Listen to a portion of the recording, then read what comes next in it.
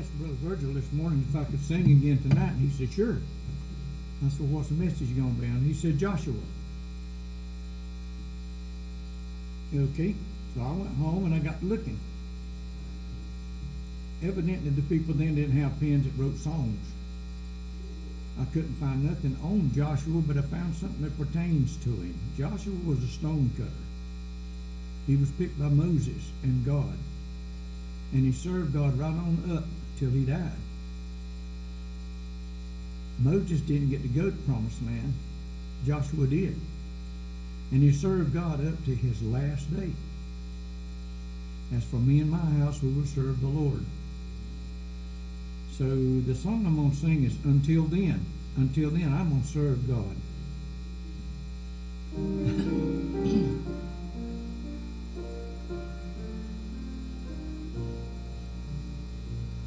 My heart can sing when I pause to remember. A heartache here is but a stepping stone along a trail that's winding always upward. This troubled world is not my final home. But until then, my heart will go on singing. Until then, with joy I'll carry on. Until the day my eyes behold the city.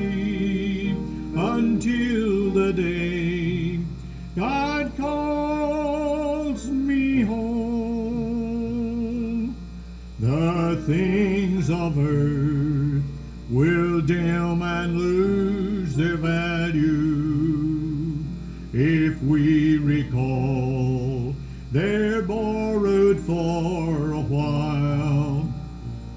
And things of earth that cause the heart to tremble, remembered there will only be a smile. But until then, my heart will go on singing. Until then, much joy I'll carry on. Until the day my eyes behold the city. Until the day God calls me home.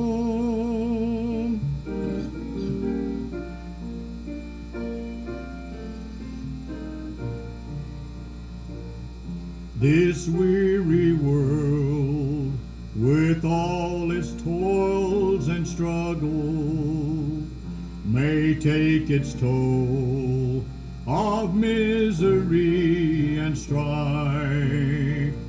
The soul of man is like a waiting falcon.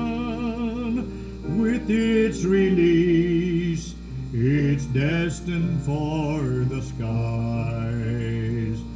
But until then, my heart will go on singing. Until then, with joy I'll carry on. Until the day my eyes behold the city. Until the day God calls me home. Face to face I shall behold him, far beyond the starry sky. Face to face in all his glory, I shall see him by and by.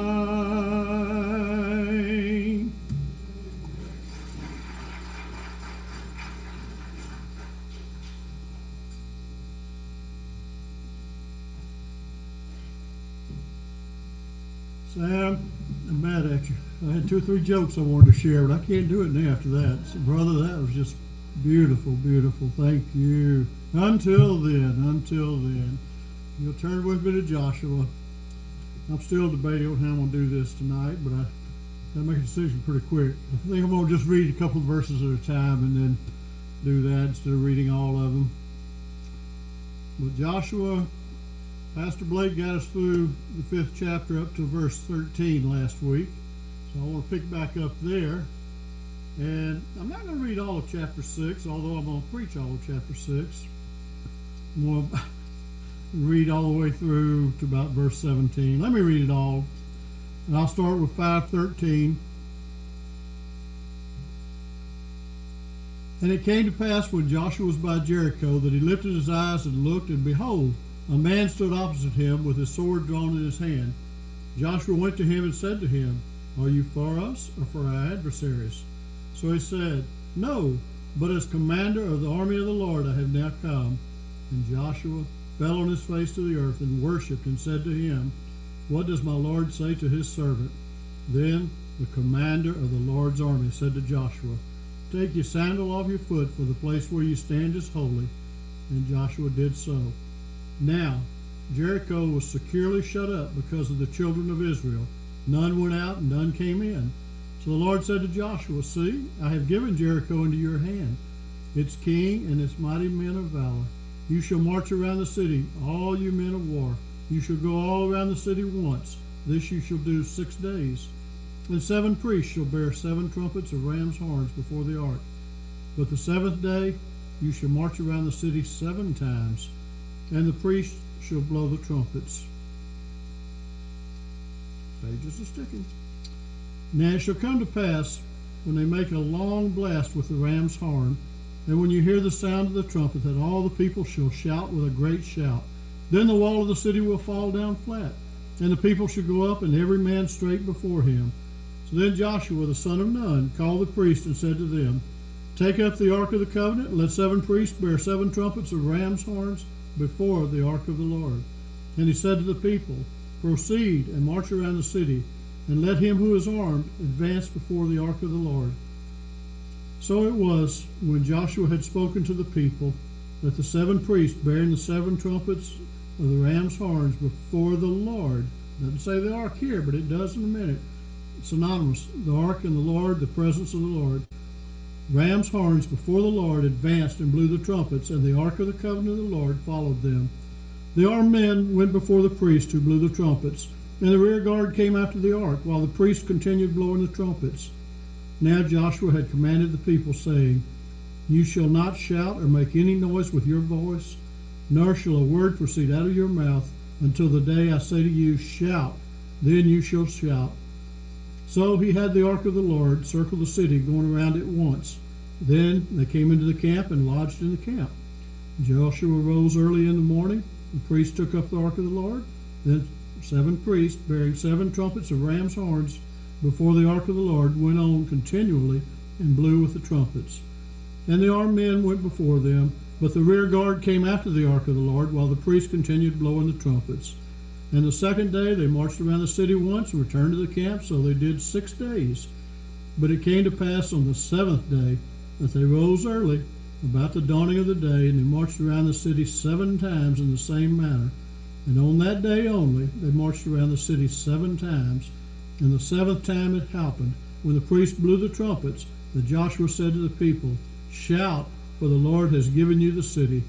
Now the city shall be doomed by the Lord to destruction, it and all who are in it. Only Rahab the harlot shall live, she and all who are with her in the house, because she hid the messengers that we sent. And may God add his blessings to this. And it goes on, describing a little bit more about it, but I look at this as seeing God doing the impossible. God has done the impossible for Joshua up to this point. He's brought him through things that we would say impossible, but God has done it. Joshua is truly a book of war. Joshua, a great soldier, a great warrior. It's a book of war. It talks about God's war on sin mostly. But here's Joshua, the commander of that army, leading them, God's army there, if you would. But it's God's war against sin. Now, like all wars, the commanders and the troops all get together and they come up with a battle plan and they decide the battle plans. Now, folks, I've never been to combat. Let me say that. I'm not up here saying Virgil's a great warrior, because I'm not. I've not been to combat. But I have done much combat training with the Army, the Marine Corps, Navy, and even with the Air Force, and I'll get to that in a minute. Although the only uniform I never wore, you Air Force guys, wore every other one. But in those battles, the first one was during Vietnam. I did not go to Vietnam, but I was at Fort Polk. We're going through Tiger Land, preparing for war, preparing for what it was like. It was 1965 through 67. As I was there, I learned some things. We were taught to be trained killers, and we were proud of that. We were taught to, the motto everywhere you went, in the galley or in every place you walked in, says, "Kill Charlie."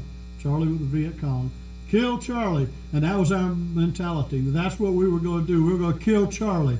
I want to say to you, God kind of had that mentality, kill the Canaanites, because they hated God, they were vicious to God, and we know we have a loving God, but God will only put up so much, so long. And here he's saying do that. But we trained for war. We trained for combat. We learned what it was like.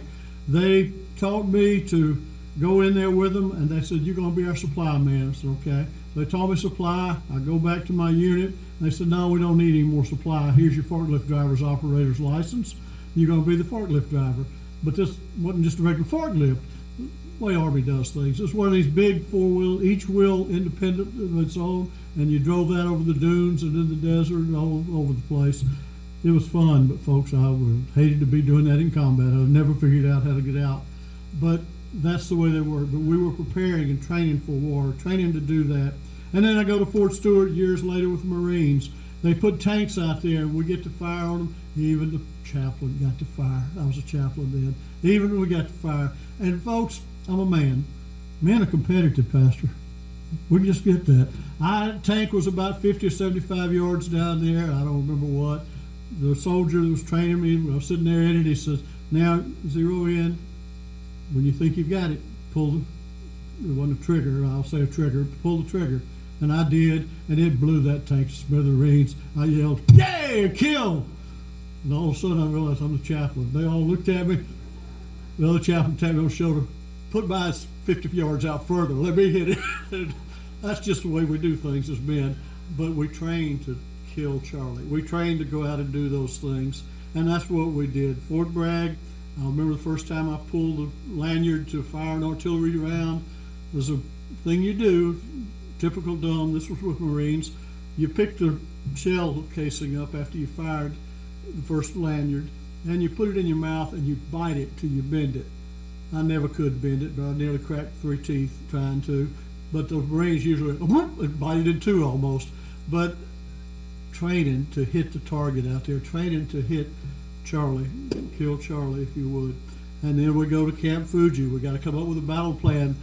There it was getting real because we thought we might be going over to North Korea and fight their foot soldiers, and they are tremendous foot soldiers in North Korea. But we're saying we may have to go there, and it's cold weather. So we go through the cold weather survival at Camp Fuji. We were in Okinawa, we forward deployed to Fuji. So we go in there and we train in that cold weather. You train and you train and you train. Folks, I've never been in a whiteout before, but I did then. I'd never been where I didn't know where the guy beside me was, if he was within hand's distance or what. It's scary and it's frightening. And then you got to thinking, what if there's somebody out there shooting at us? And that's what we're going into. But we develop game plans of how we can combat that and how we can do it. You have to have a game plan.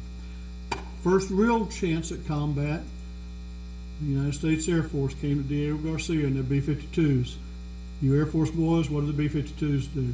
They drop the bombs. They drop bombs on there. And when they do it, Levi, you got a guest. Just thought I'd throw that out here. Come on in. I just had to embarrass you. I'm sorry. But you drop bombs. So these guys are coming in here, and they're going to drop bombs.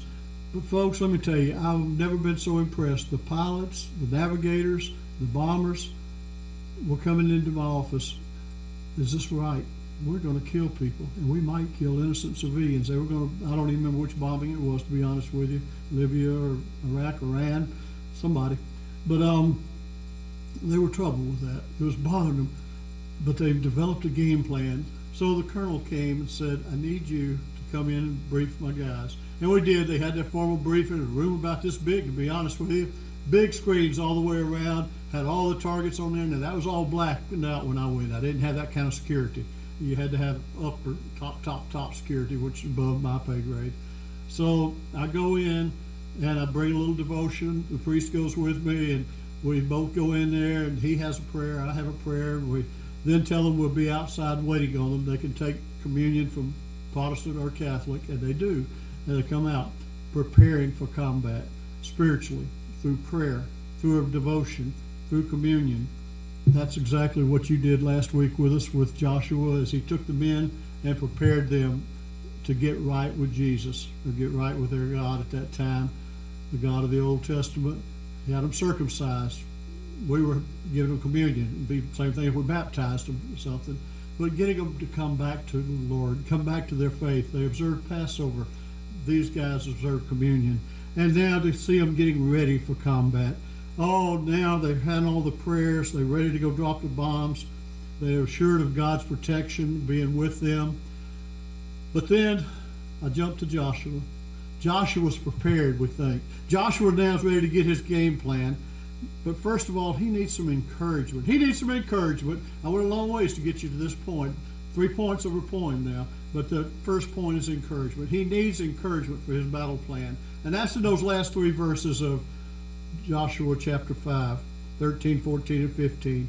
He had watched God do the impossible through Moses, through many things. He had watched God do the impossible with him, standing still the waters of the Jordan River so they could go across, feed them with manna from heaven, feed them with water, giving them drink with water out of the rock. All of these things. But the Israelites had witnessed this too. Now all of a sudden, they see Joshua. They say, hey, look, he can do these things like Moses did. Look at here. Joshua is truly going to be a leader like Moses was. We can depend on Joshua. Oh, he's demonstrated his leadership. We see that now. We're ready to follow him.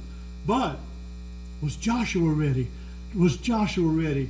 Joshua's got to be thinking, I'm not the son of somebody like this over here. I didn't grow up with Pharaoh's daughter. I didn't have access to all the Egyptian things that Moses did in his early life. I don't have all that Moses had. Now, I probably don't have the faith, but then God appears to him, and I believe in the person of Jesus Christ as the commander of God's army.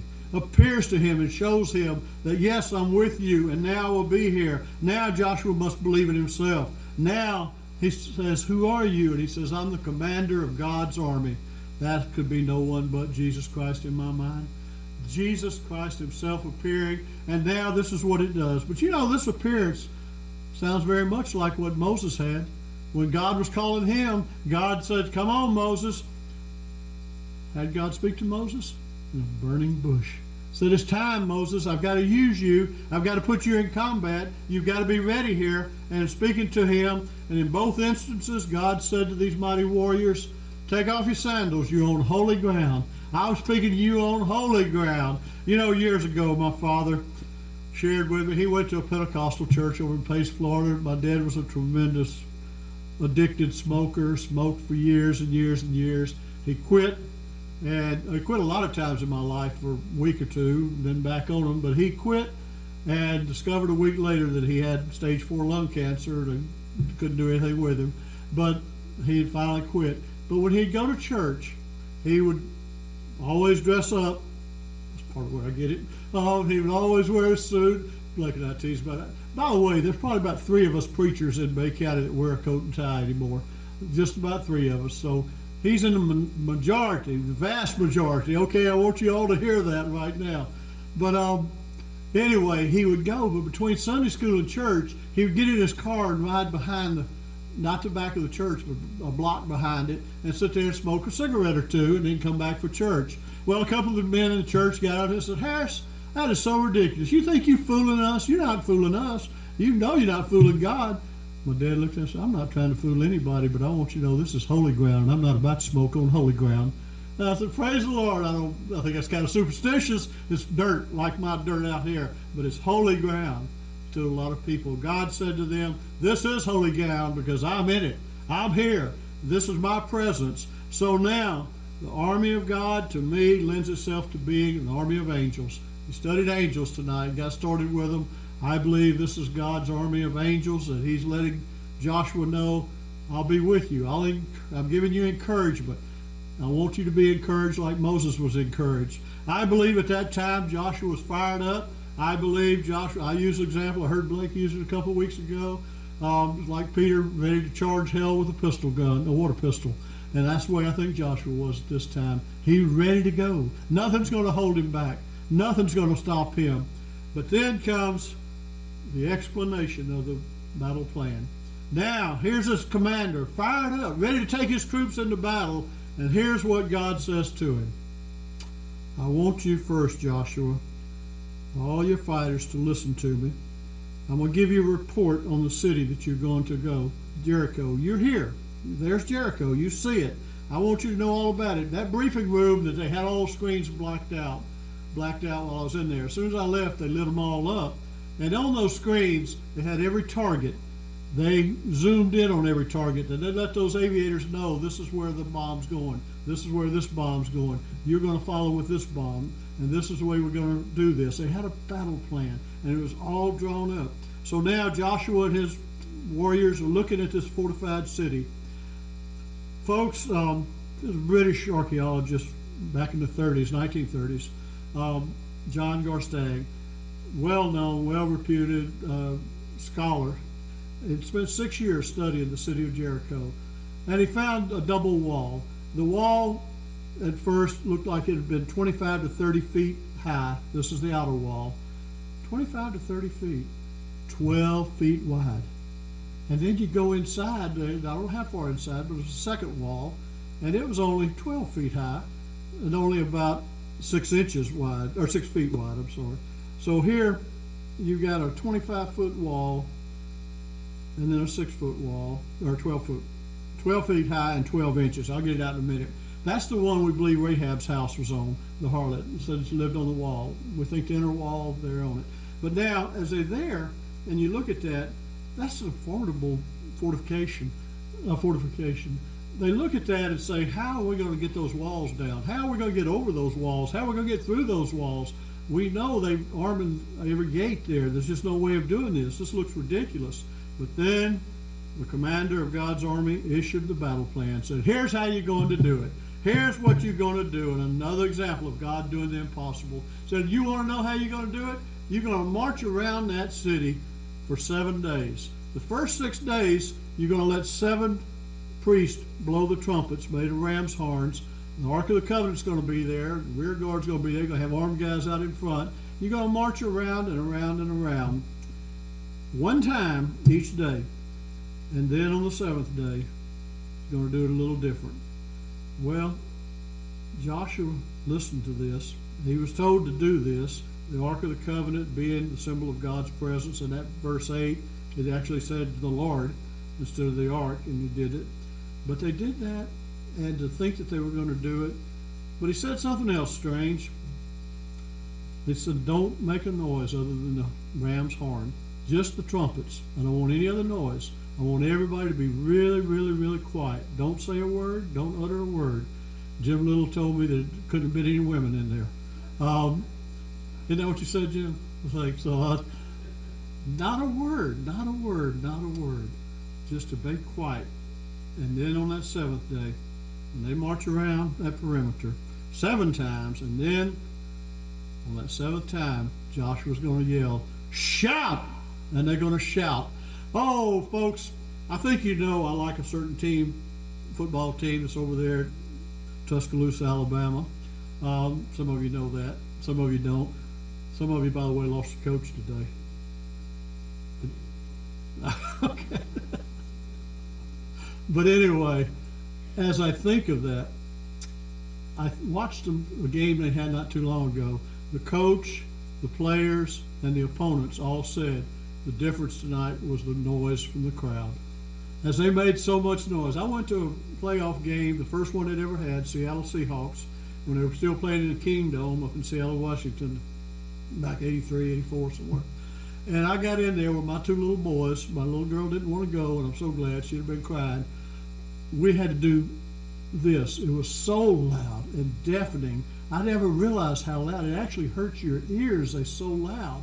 And all these football stadiums today are doing that to try to distract the opponent and mess up the opponent. This certainly messed up those people in Jericho, the Canaanites living in the city of Jericho. When that noise went, folks, it wasn't just that shout. Everybody screaming, I think cupping their hands like this and shouting to the top of their voices and their lungs. And then those walls start crumbling. Then those walls start coming down. Oh, to think of that and to say that is such a ridiculous battle plan. How can you come up with something that ridiculous that you're questioning God when you do it? You know, I stop and think, why would God allow little David to go to a battle, a sword fight, with a rock? And he won. Why would he allow Samson to pick up the jawbone of a donkey? I'll clean it up. Pick up the jawbone of a donkey and kill 1,000 men. God can do it. God can do anything. We just have to come to the point to know it's God's battle and not ours. And now Joshua's getting that and he's seeing that, but it's time to execute that battle plan now. He's received it, he's had it explained, and now he's got to execute it. And I think the first verse of chapter 6 tells us a lot. It says that God had shut them in there. They didn't go out or in. I think those Canaanites must be sitting in the city of Jericho saying, what are those idiots doing? What are they up to? That doesn't make any sense. How could they do something like this? And then they acted it out. They did it. The seventh day, the shout came. The walls fell down. But you got to know something. These Canaanites really hated God. They hated the Israelites. They hated everything that God stood for.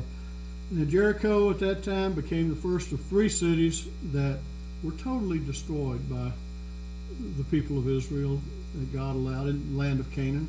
Other cities were conquered and taken over, but only 3 were completely destroyed, Jericho being the first one. God says it's time to let this city go. I'm not going to put up with it. That's the way they're going to treat me. I'm going to just get rid of them. I promise this land of milk and honey to my people. My people are going to take this land, and we're going to just wipe these Canaanites out. And Jericho, was the first one to do it. Now, let me just go back to that Garstang for a minute, the archaeologist. He described his findings, and he described them in such a way that I want to read exactly what he did. It's just a paragraph of what he found with his studies. His team, this is the archaeologist from Britain that studied Jericho for 6 years. They said the space between the 2 walls is filled with fragments and rubble. There are clear traces of fragments and rubble. There are clear traces of a tremendous fire, compact masses of blackened bricks, cracked stones, charred wood, and ashes. And along the walls, the houses have been burned to the ground, and their roofs have crashed on top of them. Kind of sounds like Hurricane Michael, doesn't it? But it was completely destroyed, everything gone. God brought utter destruction on that city. Utter destruction. So what have I done today so far? I have told you some battle plans. I've talked about our military. I've talked about some history. I've talked about some archaeology. Where's the application? How do we apply this to us tonight? What does it do to us? What does it say to us? What are our battles? What battle are you fighting? You know, God says the battle's mine. I can do the impossible. We need to recognize that. Whatever it is that's bothering you, whatever it might be, God might have an unimaginable battle plan that we don't want to accept because it doesn't make sense to us. It just doesn't make sense. Let me just say several things. Pastor Blake, thank you and Julie for coming here. But you know, it didn't make a bit of sense for you to leave Texas and come over here to a place where you couldn't find a house. Come to a church that's still trying to be rebuilt and restructured. But God told you to. And you came. Sometimes God has plans for us that makes no sense. And one day, 10, 15, 20 years from now, when this auditorium is full and you got white hair and a white beard, you'll shave that beard by then. You'll say, I'm so glad I listened to God. Folks, God is going to do the unimaginable in our lives if we'll allow Him to do. You know, we just don't want to believe it so many times. We want to see the spectacular and not just the unimaginable, if you could. We want something spectacular. You know, if I ask you tonight, each one of you sitting right here, if you really believed in God, if I ask you, do you believe that Jonah was swallowed by a big fish? Start saying, well, Jonah was swallowed by a big fish and then spit out on the ocean. I don't even want to ask for hands, but if I did, I think every hand would go up. It's true. The Bible says it. We believe it. You don't have any trouble believing that, and that'd be no good. If I asked you if you thought Jesus was born of a virgin, every hand would go up. You'd say yes. I'd ask you if 3 Hebrew boys went in a fiery furnace that killed 7 guys that just looked over it, and then there was a 4th man in there with them that rescued them, Jesus Christ. Would you believe it? You say, yes, in the Bible, I believe it. We believe those things, and we see them because they are miracles. And again, I go back asking you, could Samson kill 1,000 warriors with a jawbone of a donkey? Yeah, you could do that. But if I ask you, do you believe God can heal your problems? Do I ask you, do you believe God can heal your cancer? Do you believe God can heal whatever it is you've got, arthritis, anything? You might be a little reluctant to say, yeah, I believe that. But you can believe all these other things, and they make so much sense. He can restore our finances if we'll let him. He can heal our relationships if we'll let him. Oh, I tell you what, he can reward our faithfulness if we'll let him.